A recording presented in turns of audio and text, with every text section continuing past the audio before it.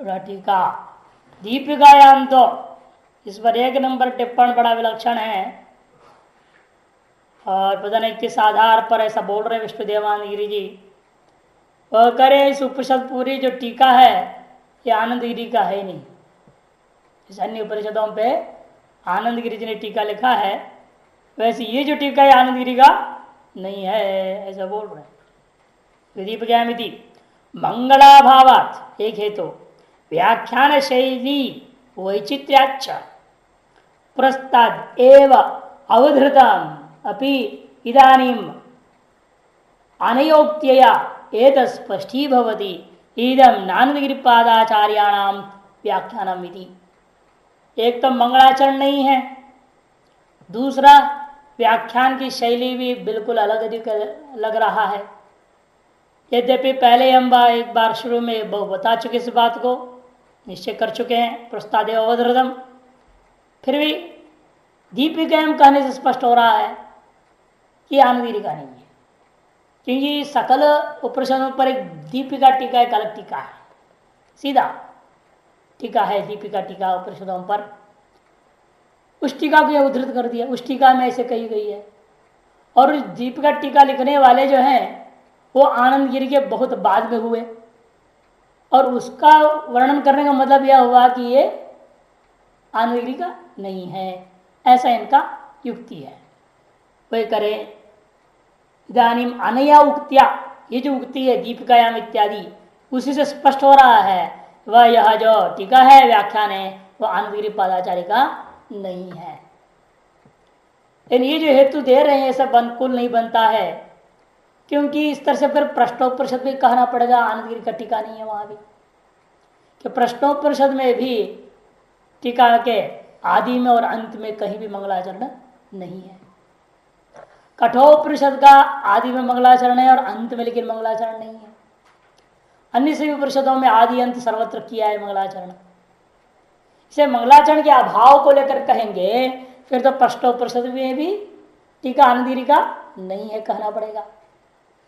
कठोपनिषद में भी अंत में मंगलाचरण अभावात संशय हो जाता है, वहां भी आनंदगिरी का ही या दूसरे का है। इसे ये हेतु तो ठीक नहीं है। यदि मंगलाचरण के अभाव होने पर भी प्रश्नोपनिषद का टीका आनंदगिरी का है तो यह भी टीका आनंदगिरी का ही माना जाएगा। और दूसरी हेतु दिया उन्होंने व्याख्यान शैली वैचित्र्यात, और व्याख्यान की शैली वैचित्रता तो आप भाष्य में भी देख सकते हैं, क्योंकि केनोपनिषद का पदभाष्य अत्यंत जटिल है, कठिन है, और वाक्य भाष्य एकदम सरल है। इसका मतलब कहा जाएगा क्या वाक्य भाष्य शंकराचार्य जी का है नहीं। कठोपनिषद में एकदम सरल सरस भाषा है, वहां बृहदारण्यक में जाओ एकदम कठिन भाषा है। ये व्याख्यान की शैली जो है मूल विषय पर निर्भर होता है, विषय किस प्रकार की है, आज्ञा कितनी गंभीर है कि कैसी है क्या है, उसके आधार पर व्याख्या निर्भर होता है। से व्याख्या के आधार पर जो है शैली के आधार पर आप या अमुक का या अमुक का नहीं है ये भी नहीं कह सकते। रही बात दीपिका की, ये भी नहीं कहा जा सकता दीपिका टीका हो सकता है आनंदगिरी के समकालीन हो। जो लोग कह देते हैं क्योंकि इतिहास किसने अपना पहले जमाने में जितने ग्रंथकर्ता लोग हैं वो कोई अपना इतिहास लिखते ही नहीं थे, कब उनका जन्म हुआ कब वो मरे क्या है। समकाल का हो या थोड़े पूर्व काल का भी हो सकता है, या ऐसा भी कहा जा सकता है कोई दीपिका दूसरी टीका रही होगी जो वर्तमान उपलब्ध टीका से अलग कोई दीपिका टीका रही होगी जिसमें से लेकर के कह रहे हो, और जिसमें से लेकर उत्तरवर्ती काल में जो हुआ दीपिका टीका भी अनुसरण किया है। इस प्रकार के व्यवस्था देते हुए इसको आनंदगिरी का ही टीका मानने में कोई आपत्ति नहीं होता। दीपिकायाम तो धातु नाम अनेकार्थत्वेन मिषत् इति धातोः आसीद इत्यर्थम उक्त्वा नान्यत् किंचन आसीद इति वाक्यार्थ उक्ता। धातु नाम अनेकार्थत्वात्, धातु अनेक अर्थ वाले होते हैं, इसे मिषक जो बना हुआ है यह धातु से भी आसीत ऐसा अर्थ कथन करके कह दिया। नान्यत् किंचन आसीत, नान्यत् किंचन मिषत कर दिया है, एक अर्थ तो आसीत केवल आसीत कर दो तदेव वाक्यार्थ, तब वाक्यार्थ ऐसे निकलेगा इदम जगद अग्रे सजाति विजातीय स्वगत वेद रहित आत्मैव आसीत, ये अर्थ हो जाएगा। अनेन आत्म अद्वितीयत्वम जगत जगत तत्स्थ तथा विद आत्मात्रतया मृषात्वंच सूचितम। यहाँ कोई प्रिंटिंग मिस्टेक दिख रहा है ना, जगतस तथा विधत्वात् होने के एक और तकार बीच में एक्स्ट्रा दिख रहा है। जगतस तथा विधत्वा आत्मा मात्रतया मृषात्वंच सूचितम। इस तरह दो बात कही गई, आत्मा अद्वितीय है और उस आत्मा में परिकल्पित होने के कारण से जगत जो है मृषा है, मिथ्या है। अनेन अग्रे जगत आत्मात्र तोक्ते है न किंचित प्रयोजनम आत्मैव आसीत नान्यत किंचन तावतैव अखंडत्व सिद्ध है इत्याशंका भी निरस्ता। जो लोग कहते हैं अग्रे जगत आत्मात्र तोक्ते है, जगत से पहले आत्मात्र ही था, ऐसे जो कहा उससे न किंचित प्रयोजनम आत्मिक एवासीत नान्यत किंचन, उसका का इस कथन का कोई खास प्रयोजन नहीं दिखता। क्यों? आत्मा एक एवासीत नान्यत किंचन मिशत, इतना कहने से काम चलेगा।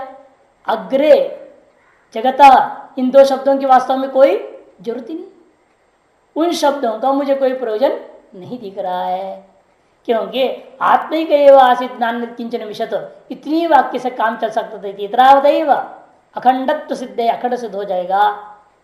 अतएव अग्रे जगत इसकी जरूरत नहीं है, ऐसा जो आशंका अलग करते हैं वह अपने आप निरस्ता, खंडन हो गया। जगत मृषात्व सूचना से ही प्रयोजनत्वा, क्योंकि अग्रे जगत है जो शब्दों के माध्यम से वास्तव में मृषात्व को सूचित करना ही मुख्य प्रयोजन है।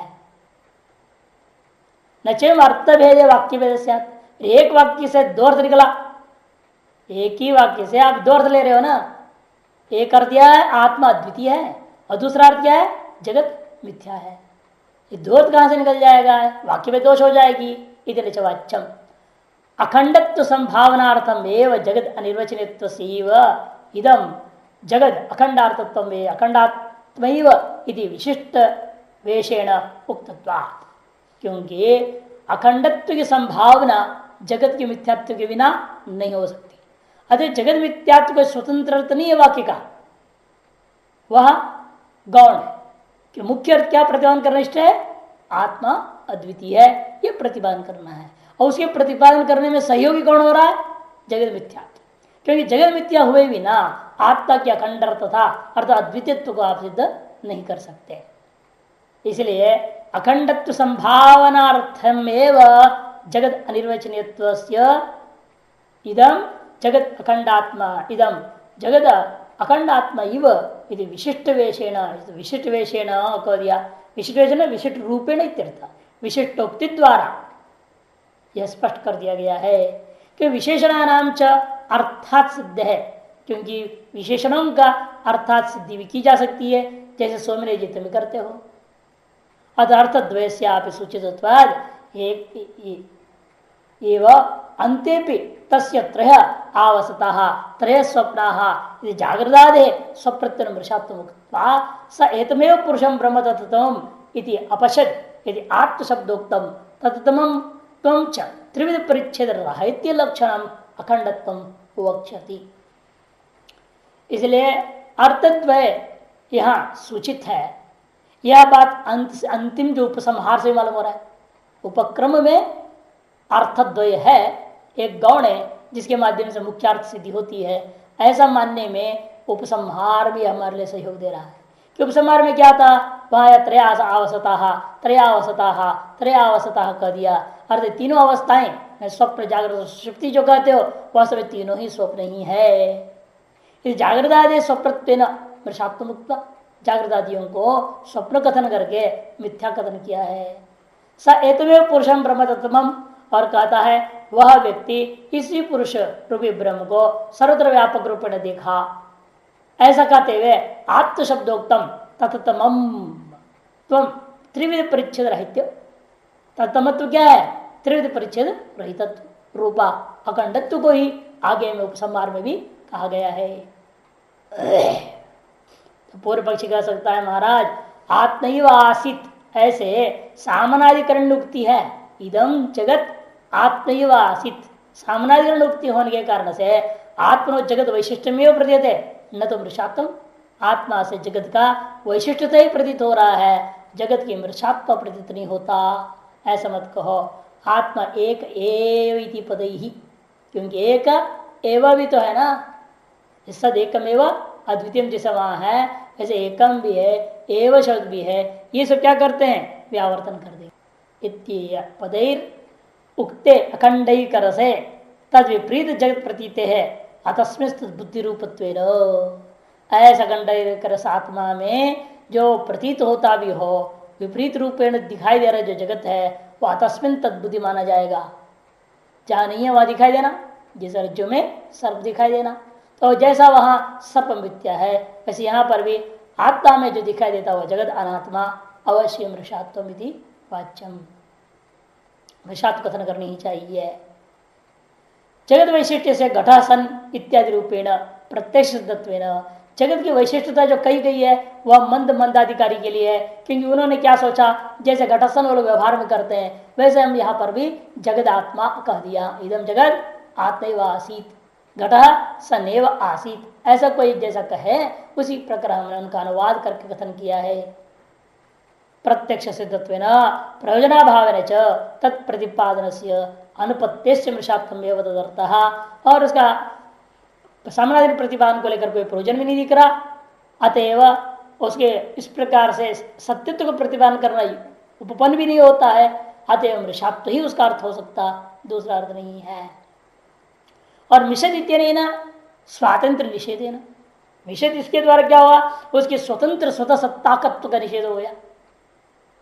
मिषद स्वातंत्र निषेधेन स्वतः सत्ता निषेधादपि मृषात्व सिद्धेश्च, उसके बाद से मृषात्व की सिद्धि हो जाएगी, क्योंकि स्वतः सत्तावत्व स्व व्यापार है स्वातंत्र, स्वतः सत्ता वाला होता तो स्व व्यापार कर स्वतंत्र भी होता।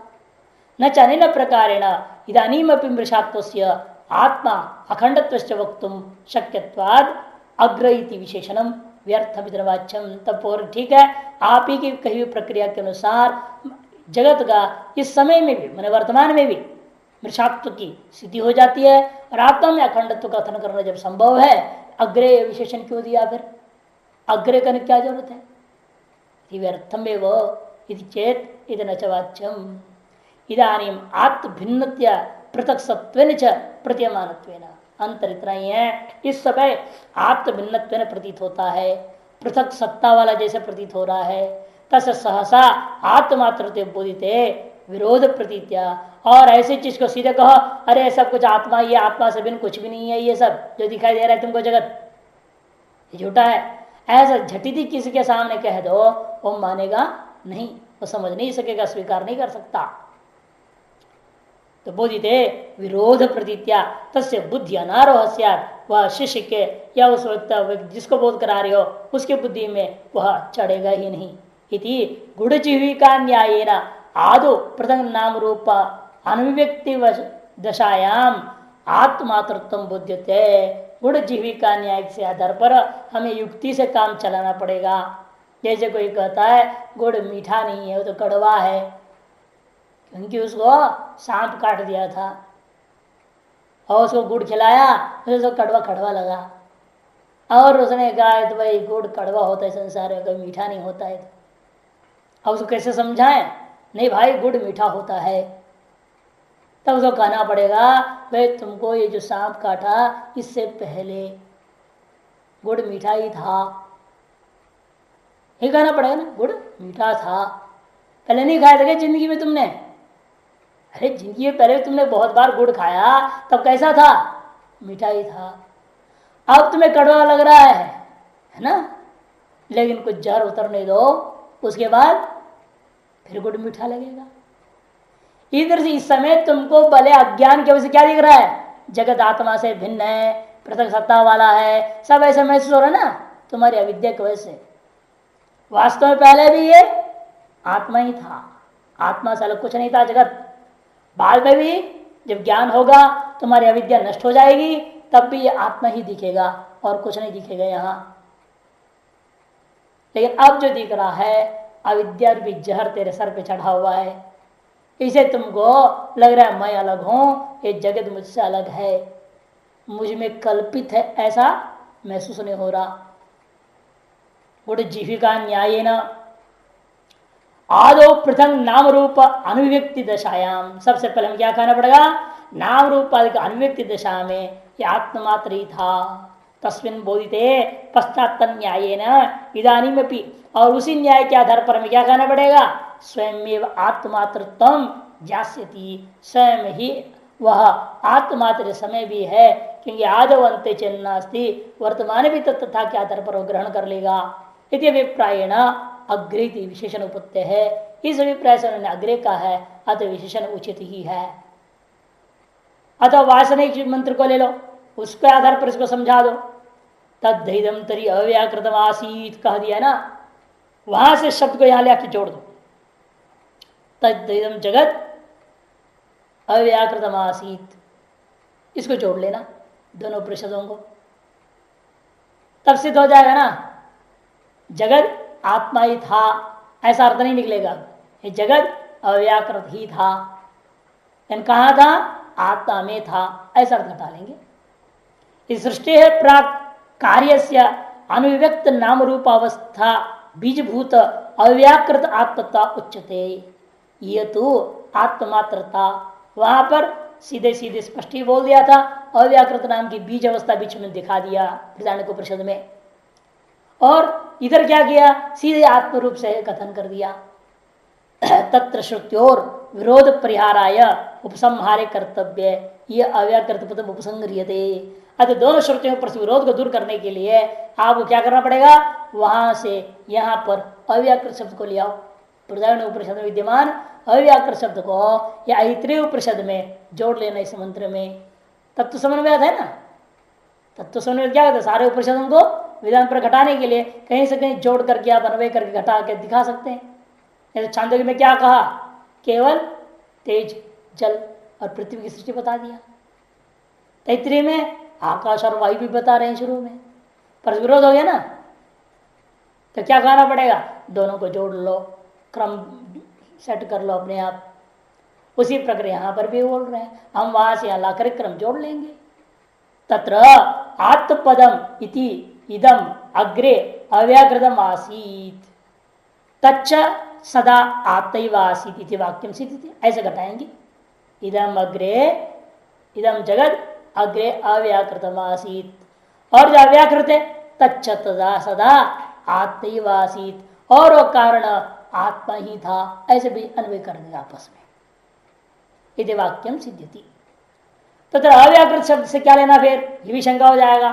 तथा आसीत तमसा गूढ़म अग्रे मायां तो प्रकृति विद्यात इत्याशु जगत बीजावस्थायाम तमादि शब्द प्रयोगात तमो रूपा माया उच्चते।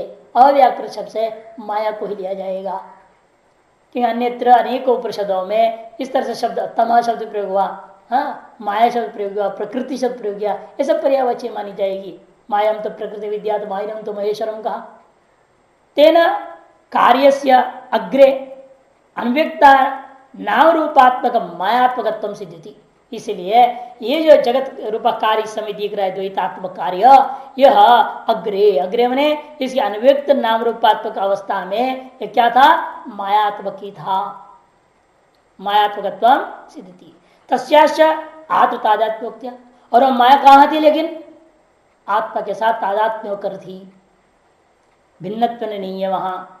उक्त्या सांख्य मत वत स्वतंत्रत्व निराशेन तथा कल्पितत्व सिद्धि। सांख्य मत के समान जो स्वतंत्र कोई प्रधान नाम के चीज का निराश हो जाने से यह सिद्ध हो गया माया आत्मा में कल्पित है।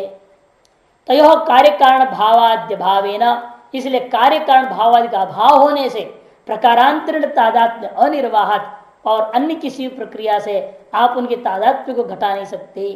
कल्पितत्व से अतिरिक्त कहने का तात्पर्य प्रकारांतर में कल्पितत्व से भिन्न और किसी प्रकार से आप तादात्म्य का निर्वाह नहीं कर सकते। ततश्च आत्मना खंडत्व तद भिन्न से मृषात्म च आत्मना परिणाम मान अविद्याधिष्ठान विवर्तोपादान तस्याश्च परिणामित्व सूचितम भविष्यति। इसे इतनी बात सूचित कर दिया, आत्मा अखंड है, तद भिन्न जो जगत वह मिथ्या है।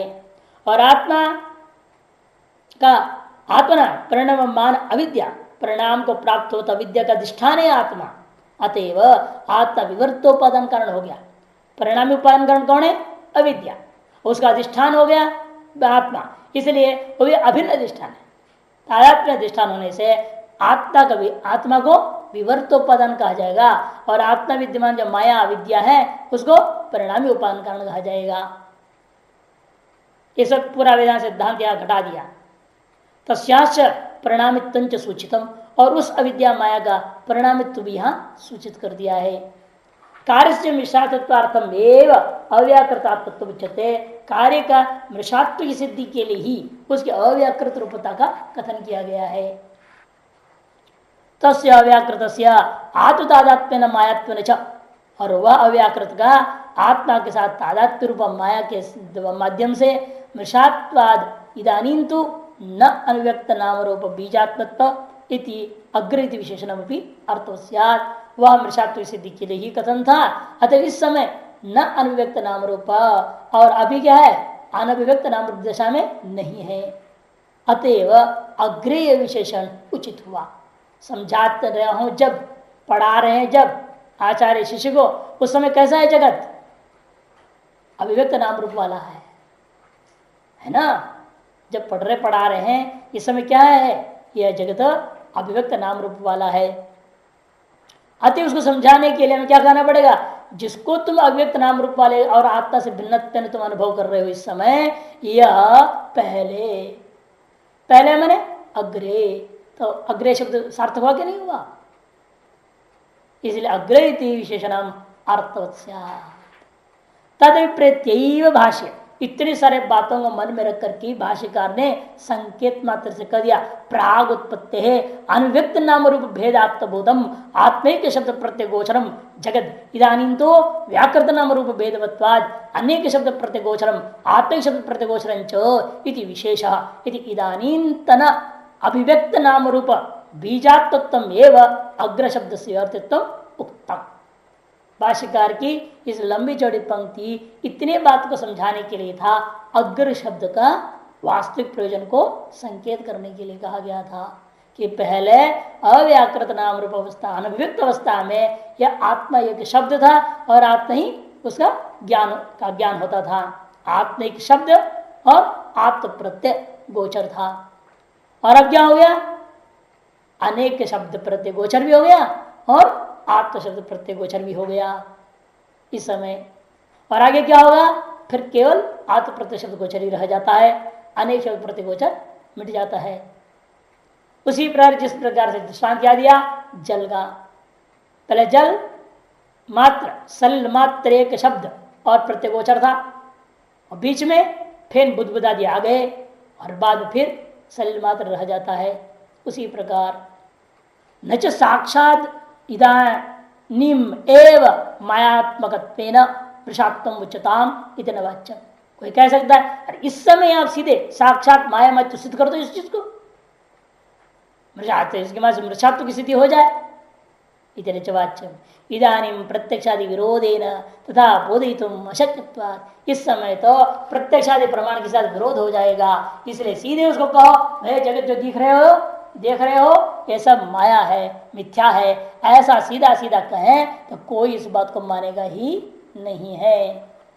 इदानीं प्रत्यक्षादि विरोधेन तथा बोधितुम अशक्यत्वात् इति उक्तत्वात् नाम रूप व्यक्ति है सृष्टि है पूर्व अभावेन इदानीमेव विद्यमानत्वेन कादाचित्वादपि रज्जु सर्पादिवद मृषात्वमिति वक्तुमपि प्राग अव्याकृतत्वोक्तेर अर्थवती इति न किंचित अवध्यम। इसलिए कहीं कोई भी दोष नहीं रह जाता है कि प्रत्यक्षादि विरोध के द्वारा उस प्रकार से बोध करना संभव नहीं था।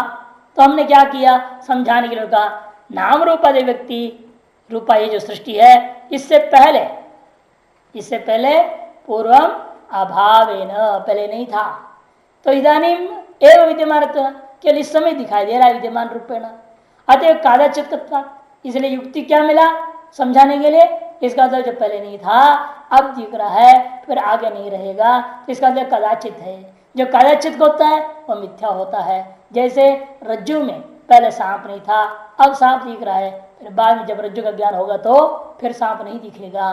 बीच में केवल थोड़ी देर दिखाई दिया हुआ जो चीज होता है वह कभी सत्य नहीं होता, वह मिथ्या होता है। इस प्रकार से समझाना आसान होता है, इसलिए मंद मध्यम अधिकारियों के लिए आसानी से समझाने के लिए यह कहा जाता है एक माया चीज नाम का मानो, माया में सब अभिव्यक्त था पहले और अब माया से अभिव्यक्त हो रखा है, ये सब समझाने के लिए जरूरी है। अथवा दूसरा पक्ष भी दिखा रहे हैं, जगदिष्ठान किंचित सदरूपम संभावितुम इदम अग्रासित। जगत का अधिष्ठान कोई न कोई सदरूप पदार्थ की संभावना को प्रकट करने के लिए इदम अग्रासित इन शब्दों का प्रयोग हुआ है। असंभावित तस्मिन अखंडत्वोक्तिर निर्विषेत्व प्रसंगात, नहीं तो यदि ऐसा कोई कारण, ऐसा कोई अधिष्ठान की संभावना न हो, फिर अखंडिक रसता का जो कथन किया है वो निर्विषक हो जाएगा। अनेन असतः सशिवषाणादिरिव सद्रूपेण उत्पत्ति संभवात कार्य से प्रागवस्था सदात्मिका काचित संभाविता, क्योंकि असत शशविषाण आदि से तो कोई कार्य तो हो नहीं सकता, इसे मानना पड़ेगा सदरूपेण उत्पत्ति, सदरूपेण किसी उत्पत्ति हो नहीं सकती थी। अतएव ये जो सदरूपेण मुझे कार्य इस समय अनुभव में हो रहा है, नाम रूपात्व चेत कैसे अनुभव हो रहा है, सदरूपत्व कार्य रूपेण जो अनुभव हो रहा है, इसकी प्राग अवस्था कोई सदात्मक ही माननी पड़ेगी, सदात्मक काचित संभाविता।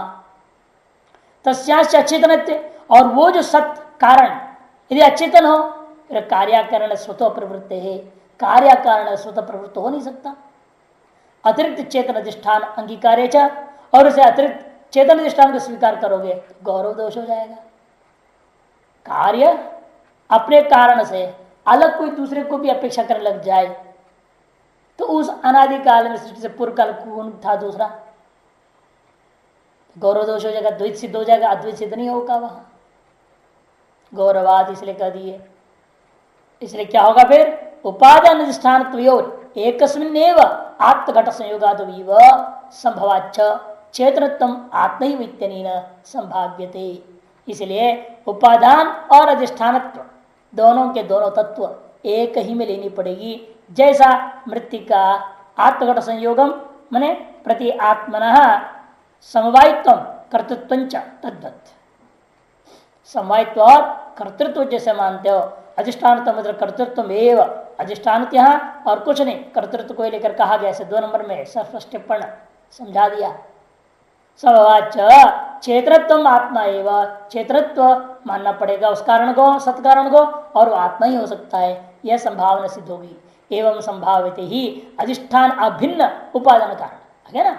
ऐसे जब निश्चय हो गया तो क्या निर्णय निकला, आत्मरूपी अधिष्ठान से अभिन्न उपादान कारण मानना पड़ेगा, वो तभी जाकर के आत्म अखंडिक रसत्वम तस्य वक्तुम एक एव नान्यत् किंचन इति पदानी, आत्म अखंडिक रस सिद्धि हो सकती है। यह बात को मन में रख करके ही श्रुति ने इस कथन बात को कथन करने के लिए एक एव नान्यत् किंचन मिषक इन पदों को प्रयोग किया।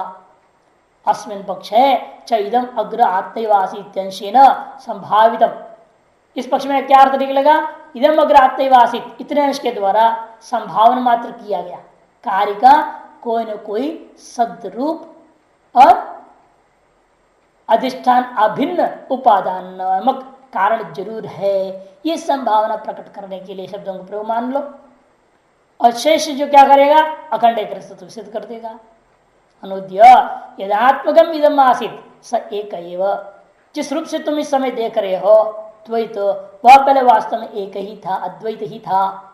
नान्यत किंचन इति अखंडीकर सत्व विधीयते, और उसमें नान्यत किंचन विशेष शब्दों के द्वारा अखंडीकर सत्व का विधान किया थी। न कसिचिदपि अनृतज्ञम, तब किसी भी शब्द का व्यर्थता दोष नहीं रह जाता। इसके लिए प्रमाण दे देंगे सदैव स्वमिदम अग्र आसीत, आत्मैविदम अग्र आसीत यहां पर बोला, और वहां सदैव स्वमिदम अग्र आसीत बोल रहे हैं। वहां जिसको यहाँ आत्म बोल रहे हैं उसको वहां सत्कार है। इस स्पष्ट सिद्ध होता है इनका आपस में समन्वय करने से जो भी जगत का कारण होगा वो असत नहीं हो सकता, जड़ नहीं हो सकता, सत्य होगा, चेतनी होगा। ये सब बातों का समन्वय करने के लिए बहुत सुंदर ढंग से दीपिका टीकाकार ने वर्णन किया है। दो पक्ष उन्होंने दिखा दिया।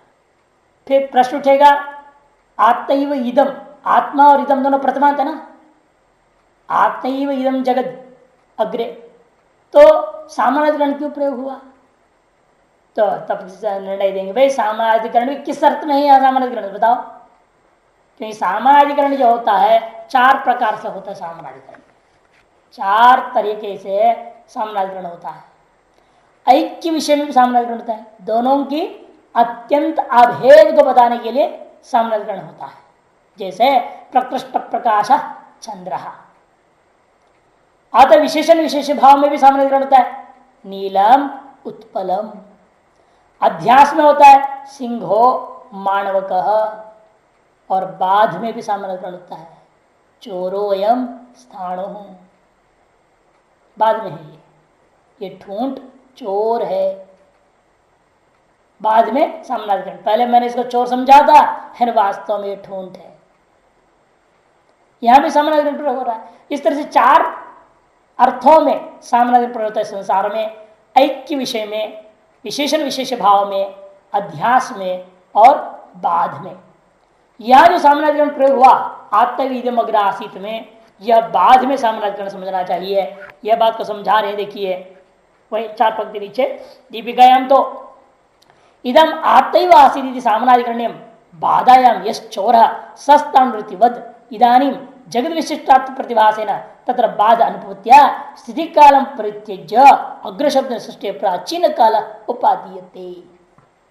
क्योंकि जो है इदानीं जगत, इस समय जगत कैसा है, विशिष्ट रूप में नहीं भाषित हो रहा है, द्वैत है ना, इस समय द्वैत भाषित हो रहा है हम लोगों को। इस समय कैसे बात कर पाओगे, द्वैत भाषित हो रहा है, ऐसी स्थिति में बाध की उत्पत्ति नहीं हो सकती। अतः स्थिति काल में, जगत का स्थिति काल में आसानी से आप बाध नहीं कर पा रहे हैं। अतः हमें क्या करना पड़ा, स्थिति काल को छोड़ करके परित्यज्य अग्र शब्द के माध्यम से सृष्टि प्राचीन काल, सृष्टि का पूर्व काल को ग्रहण किया, ताकि उस काल में आसानी से आप वहां बाध सामानाधिकरण प्रयोग कर सकते हैं। सृष्टि प्रपंच बाधया सिद्ध से अखंड कर सत्वस्य, ये जो सृष्टि प्रपंच है इसका पूर्व में काल में क्या है, बाधित हो जाने के कारण से और इसी प्रकार प्रलय काल में भी ये बाधित हो जाएगा, अतः स्थिति काल में भी इसको बाधित माना जा सकता है। यही समझाने के लिए जानकर उन्होंने सृष्टि का अग्रह कह दिया। सृष्टि प्रपंच बाधाया सिद्धस्य अखंडेकर सत्वस्य स्पष्टीकरणार्थम एकादि शब्दाः इति न कस्यापि अनर्थकमित्युक्तम। अतएव एक एव इत्यादि शब्द इन्हीं बातों को स्पष्ट करने के लिए होने से किसी भी शब्द के इस वाक्य में व्यर्थता अनर्थकता नहीं है। इस पर बड़ा सुंदर ढंग से संपूर्ण वाक्य पर उन्होंने विचार प्रकट किया दीपिकाकार ने। अच्छा है, इसलिए मैं बता दिया। अब लौटिए वास्तव में भाष्य में। स सर्वज्ञ स्वभाव्याद आत्मा एक सन ईक्षत, वह सर्वज्ञ स्वभाव वाला होने से वह आत्मा, स आत्मा सर्वज्ञ स्वभावाद एक सन ईक्षते, एक होता हुआ वह संकल्प किया। ननु प्रश्न उठेगा, पूर्व पक्षी कहता है संकल्प करने के लिए तो मन बुद्धि चाहिए ना, कुछ भी सृष्टि हुई ही नहीं है, मन बुद्धि तो कहां जाएगा, तो कैसे संकल्प करेगा वो ब्रह्म बिना मन बुद्धि का? कहते ही तो अंतर है, आप जैसे थोड़ा ब्रह्म है। आपको कोई संकल्प करना है, कुछ भी करना है, आपको मन बुद्धि अहंकार बाह्य बहुत सारे साधन भी चाहिए, स्वभिन्न आपको उपादान कारण भी चाहिए, सब कुछ चाहिए, है ना, बहुत सारे साधन चाहिए ना, सभी कारक इकट्ठे करने पड़ेंगे आपको। लेकिन ब्रह्म को किसी चीज की जरूरत नहीं है, कि स्वभावतः ज्ञ रूप है। ज्ञ होने के नाते माया को लेकर सर्वज्ञ हो गया ना, सत्यम ज्ञानम अनंतम ब्रह्म, और ज्ञान रूप ही है, उसको सर्वज्ञ कैसे कह रहे हो? उसे भिन्न सर्व तो है ही नहीं, वो तो ज्ञान रूप स्वयं है।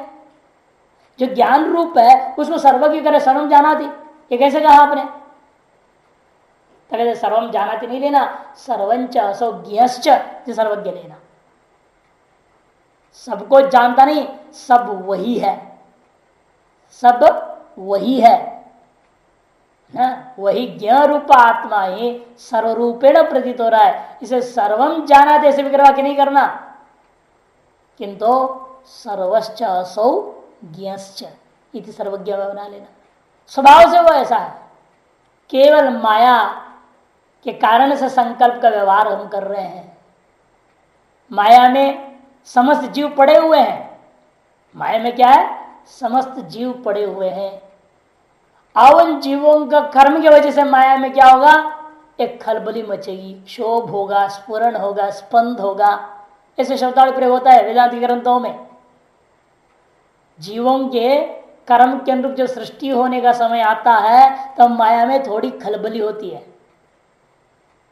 हलचल पचा, स्पंदन होना बोलते हैं। कुछ स्पंद हो गया, वहां कुछ क्रिया हुई, उसी का नाम संकल्प है। सनीक्षत, तब वो सब पूर्व पक्षी इसलिए आशंका कर रहा है ननो प्रागुत्पत्ति है अकार्यकरणत्वात् कथम इक्षितवान। उत्पत्ति से पहले कार्यकरण कुछ भी नहीं थे तो उसने ईक्षण कैसे कर डाला। नायम दोष, तो सिद्धांत कहते कोई दोष नहीं बनता। सर्वज्ञ स्वभाव्यात, क्योंकि सर्वज्ञ स्वभाव वाला होने से यह कोई दोष ही नहीं है।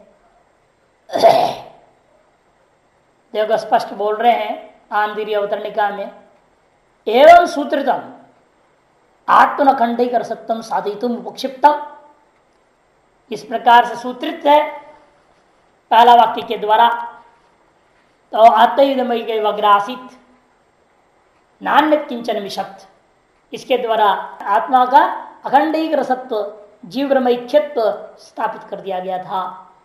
उसी को और विस्तार पर समझा के दृढ़ करने के लिए शेष संपूर्ण अध्याय पक्षतम प्रपंच से मृषात्म तद अध्यारोपवादाभ्याम दृढ़ीकर्तुम अध्याय शेषा, और प्रपंच का मृषात्व भी उसी के माध्यम से उपक्षिप्त था। उस बात को अब अध्यारोपवाद प्रक्रिया को अपना करके दृढ़ करने के लिए शेष अध्याय संपूर्ण या प्रथम अध्याय इसी में लग जाएगा। तत्रापि अध्यारोपार्थम, उससे भी सबसे पहले हमें अध्यारोप करना पड़ेगा। स जातो भूतानि इति प्राक्तनः तद आधिर अपवादार्थ। इसलिए पहले क्या करना, स जातो भूतानि यहां तक 1, 3, 13 तक अध्यारोप है। 1, 3, 13 तक अध्यारोप है और उसके बाद अपवाद शुरू हो जाएगा। 2 खंड क्या बल्कि तीसरे खंड का 13वें तक अध्यारोप है। उसके बाद जाकर के जो है अपवाद शुरू हो जाता है।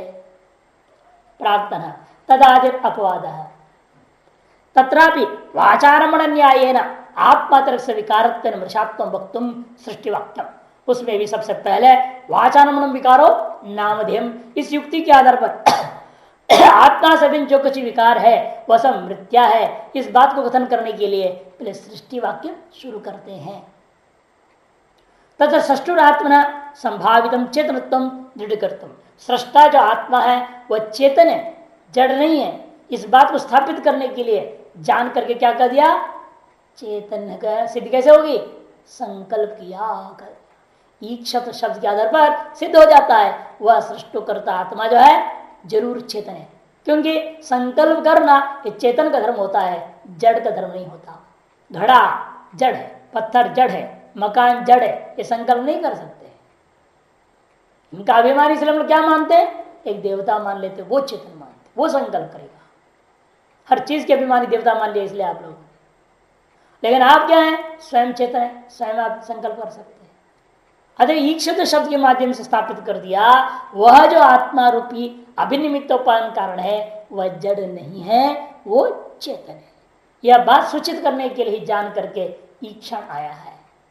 सर्वज्ञ इत्यादि ननु एकस्य खंड से कथम ईक्षण साधना भावत इत्याशंक्य, न तस्य साधना अपेक्षा, वास्तव में ब्रह्म को कोई साधन की अपेक्षा ही नहीं है। इत प्रेत्या एक सन्न, इसलिए भाषाकार जान करके एक सन्न कह दिया। सर्वज्ञ स्वभाव्यात् ईक्षत इत्युक्तम।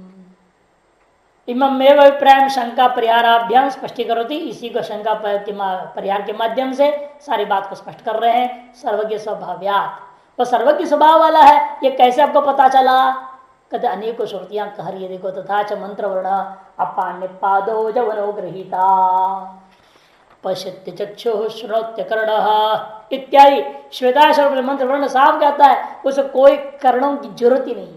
तीनों ही काल में किसी भी काल में भी उसको कर्ण की अपेक्षा ही साधन की अपेक्षा है नहीं। अपानि पादो जवनो गृहीता ऐसे कह दिया। हाँ?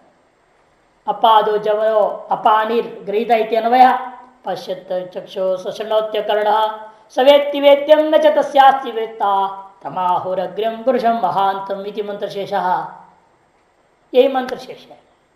पश्यत्य चक्षु, चक्षु के बिना देखता है, कान के बिना सुनता है, हाथ के बिना सबको पकड़ता है, पैर के बिना सर्वत्र चला गया है। वो सवेत्ति वेद्यम, जो कुछ वेद्य समझते हैं उन सबको जानता है, लेकिन उस आत्मा को कोई नहीं जानता। न तस्य अस्ति वेत्ता, ऐसे उसी को लोग अग्रिय कहते हैं, पुरुष कहते हैं, महानतम इति च ऊचुः आहुः। न तस्य कार्यं करणं च विद्यते न तत्समष्टाभ्यधिकश्च दृश्यते परास शक्तिर्विविधैव श्रूयते स्वाभाविक ज्ञान बल क्रिया च। आदि शब्द इस मंत्र को भी लेना, इसे भी श्वेताश्वर परिषद का ही है। क्या कह रहे हैं वो? न तस्य कार्यं करणं च विद्यते, उसका वास्तव में कोई कार्य भी नहीं है, कोई करण भी नहीं। न तत्समः, उसके बराबर भी नहीं कोई, वैसे अधिक का तो सवाल ही नहीं उठता है। तत् अभ्यधिकश्च दृश्यते परास शक्ति विविधैव श्रूयते, और उसकी जो शक्ति माया है उसकी तो अनेक प्रकार बता दिया, उसके वर्णन कोई कर ही नहीं सकता। उससे विविधा है, विविध प्रकार की उसकी शक्ति ऐसे कह दिया, और सब स्वाभाविक है। ज्ञान शक्ति, बल शक्ति, क्रिया शक्ति इत्यादि अनंत शक्तियां उसके पास है, और सभी शक्तियां स्वाभाविक है, नित्य है। न स्वाभाविक नित्य चैतन्य न कथम कादाचित क्षण। तब प्रश्न उठेगा, यदि उसके अंदर स्वाभाविक सर्वज्ञता है, नित्य उसके अंदर ज्ञान क्रिया सब शक्तियां नित्य विद्यमान यदि है, फिर नित्य सृष्टि क्यों नहीं होगा? अचानक क्यों बीच में संकल्प कर बैठा? पहले सृष्टि नहीं थी, अब संकल्प कर दिया, ये कैसे घटेगा? तब कहते हैं माया भी भले आत्मा में नित्य है, और उस माया और माया में रहने वाले जीवों को भी अच्छी तरह से जानते हैं, होते हुए भी सृष्टि वो नहीं करता। क्यों? अभी जीवों को उन्हें कर्मफल भोग करने का समय नहीं आया। इसलिए कहते हैं अत्र केचित सर्गाद प्राणी कर्म भी एका सृज्याकारा अविद्या वृत्ति उत्पद्यते। यह कुछ लोग समाधान दे रहे हैं, क्यों कहते हैं सर्ग के आदिकाल में प्राणियों के कर्म के माध्यम से सृज्याकार सृजन करने योग्य वस्तुओं की आकारात्मिका एक अविद्या वृत्ति पहले उत्पन्न होती है। तस्याम आत्मचेतन प्रतिबिंबत है, और उस समय आत्मचेतन का प्रतिबिंब पड़ गया। तदेव ईक्षण, इसी का नाम ईक्षण है। तच्च आधिकार्यत्वात् स्वपर निर्वाहकम इति न तत्रापि ईक्षणांतर अपेक्षा, और वही आधिकारी होने के नाते उसमें कोई भेद प्रवृत्ति से अपेक्षा नहीं है। स्व और पर सबका निर्वाहक होने से वहां अन्य नहीं तो क्या होगा? अनवस्था दोष हो जाएगी। सर्वैरपि प्रथम कार्य अनवस्था परिहाराय एवं ये वैष्टव्यम इत्यहो, क्योंकि सभी के द्वारा प्रथम कार्य में अनवस्था का परिहार करने के लिए उसको अनादि आदि मानना ही पड़ जाता है, नहीं तो अनवस्था दूसरा बच नहीं सकते। अपने तो दूसरी व्यवस्था क्या देते हैं?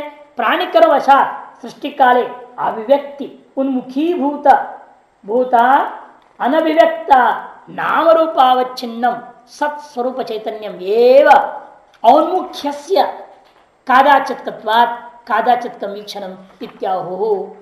दूसरे कहने प्राणी कर्म की वजह से सृष्टि काल में अभिव्यक्ति की ओर उन्मुखीभूत है, जो अनव्यक्त नाम रूप से अवच्छिन्न सत्स्वरूप चैतन्य था, वो क्या हो गया? अब नाम रूप की अभिव्यक्ति की ओर उन्मुख हुआ। ऐसे उन्मुख होने का नाम ही संकल्प है, ऐसा कुछ लोगों का, अन्य लोगों का कहना है।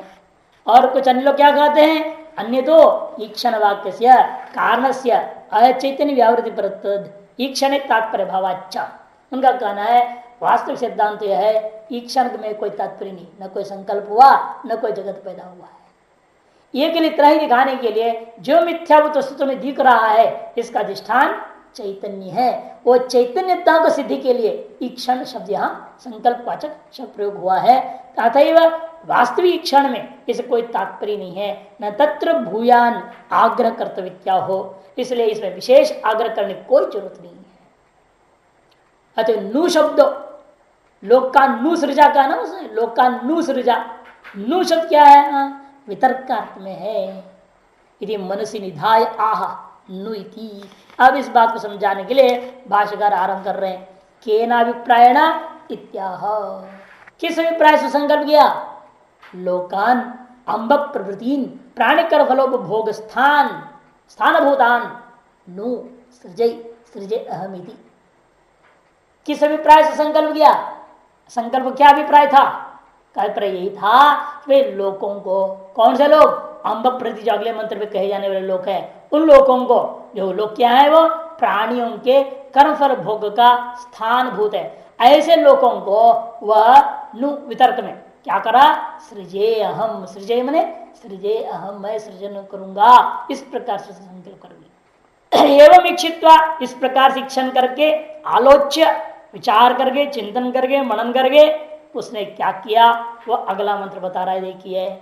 स इमान लोकान सृजत अम्भो मरीचिर मरम आपो अदो अम्ब परेण दिवं द्यौः प्रतिष्ठा अंतरिक्षम मरीचय पृथ्वी मरो यादस्तात्ता आपः। वह इन लोकों का सृष्टि किया, उस आत्मा ने।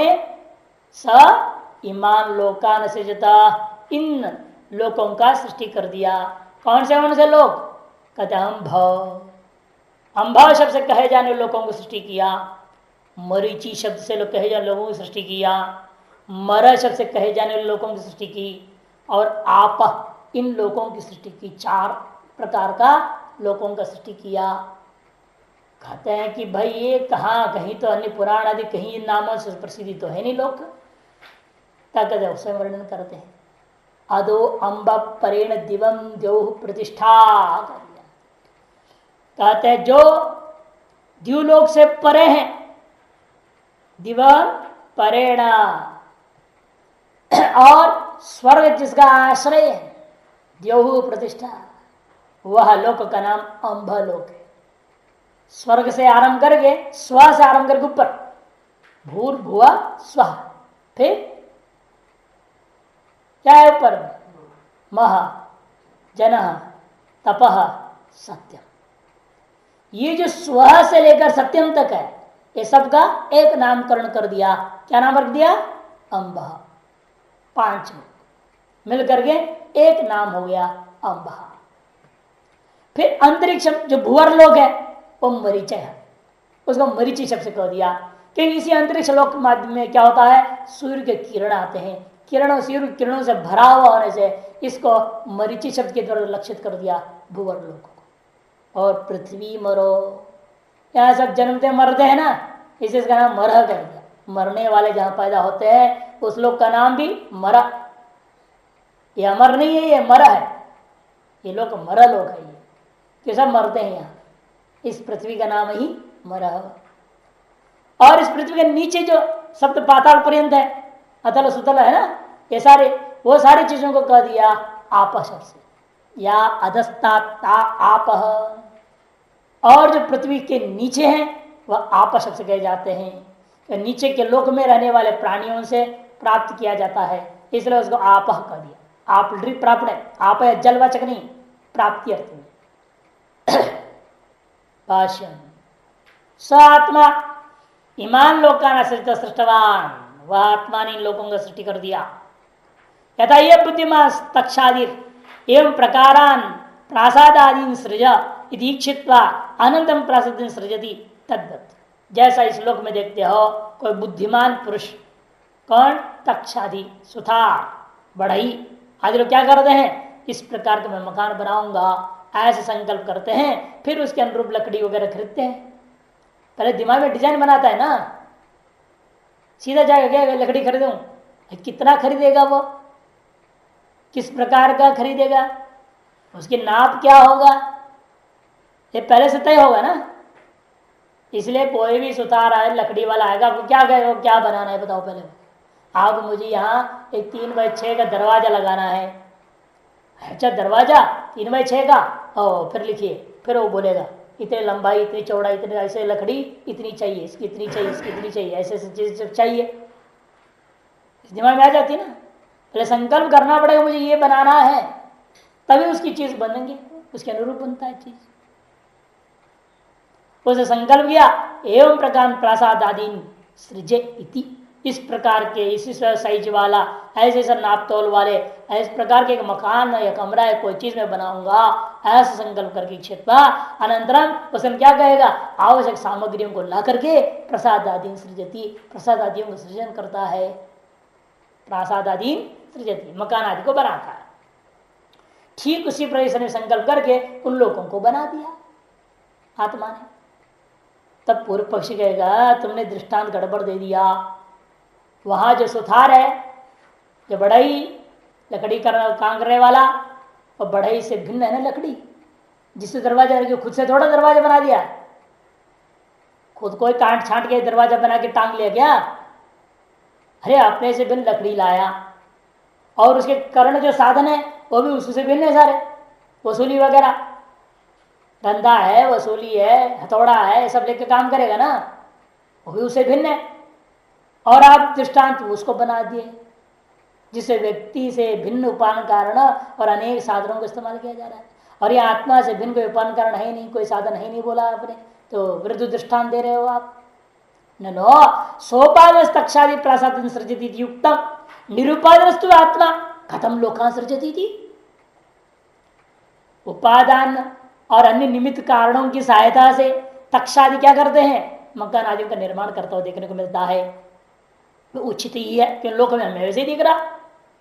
लेकिन सृष्टि से पहले निरुपादान वाला था यह आत्मा, कोई कार्यक्रम नहीं थे वहां, आपने ही स्वयं कहा है, फिर कैसे लोगों का सृष्टि कर दिया, ये नैष दोष है, ऐसा कोई दोष नहीं है यहाँ।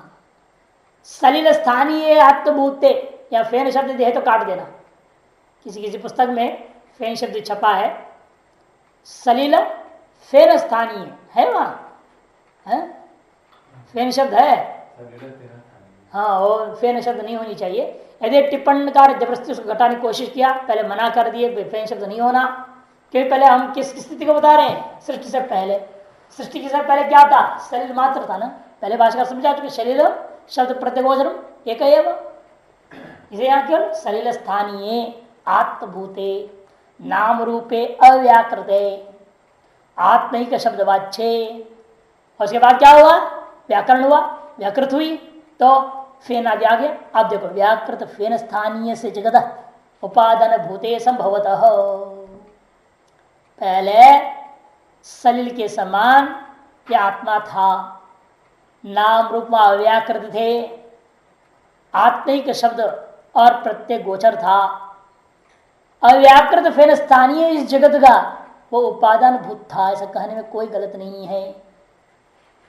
ऐसी आत्मा उपादान, केवल आत्मा उपादान नहीं, हम केवल आत्मा को उपादान कारण नहीं बोल रहे हैं, अव्याकृतता विशिष्ट जो आत्मा, नाम रूप की अव्याकृत अवस्था ना, अव्याकृत नाम रूप विशिष्ट आत्मा का नाम यह उपादान कारण है। अव्याकृत नाम रूप क्या चीज है, पहले बोल चुके हैं, माया, माने माया विशिष्ट आत्मा को हम उपादान कारण कहेंगे। विशिष्ट क्या है, चैतन्य है, इसलिए उपादान भी है, निमित्त भी है, इसलिए अभिन्न निमित्त उपादान कारण हो गया वो, क्योंकि माया उससे भिन्न नहीं है। माया क्या है, आत्मा से भिन्न नहीं है ना, स्वतंत्र नहीं है, अतः अभिन्न है, अभिन्न हो गया ना, चैतन्य रूप आत्मा निमित्त कारण था, और उसमें अभिन्न है माया, अतः अभिन्न निमित्त उपादान कारण कर दिया आत्मा को। तस्माद आत्मभूत नाम रूपादान सन सर्वज्ञो जगत निर्मित विरुद्धम, इसलिए आत्मभूत जो नाम रूप उपादान सन उपादान कारण होते हुए वह सर्वज्ञ ब्रह्म जगत को निर्माण करता है, ऐसे कहने में कोई विरोध नहीं है।